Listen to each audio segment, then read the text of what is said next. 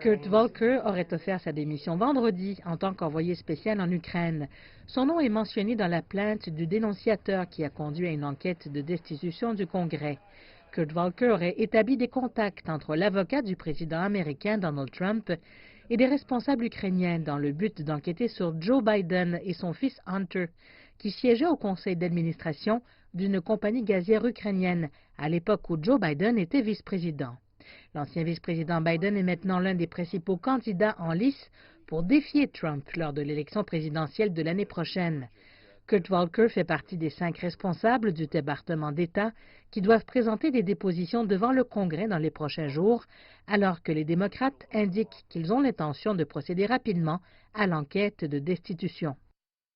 Nous savons qu'il y a beaucoup d'autres témoins dans cette affaire que nous devons faire comparaître. Nous savons qu'il a également impliqué d'autres personnes dans ce stratagème, dont Rudy Giuliani. Nous avons donc déjà commencé à contacter des témoins. Nous allons commencer à noter les dépositions ou les entretiens dès la semaine prochaine et nous tiendrons des audiences dès que nous le pourrons.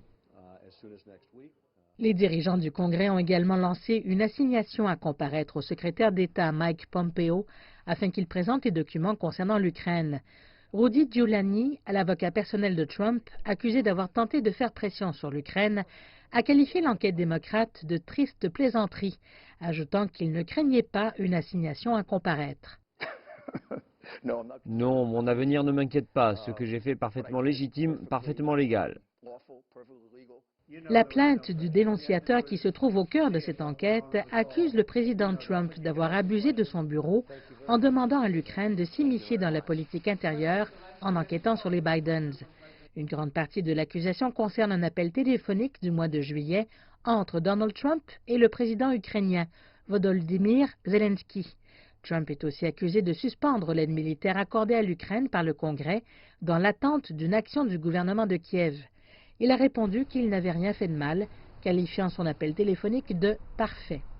Les sondages montrent que les Américains sont quelque peu divisés en ce qui concerne les chances de destitution, même si le soutien à la destitution a connu une montée en flèche depuis la révélation de la controverse sur l'Ukraine.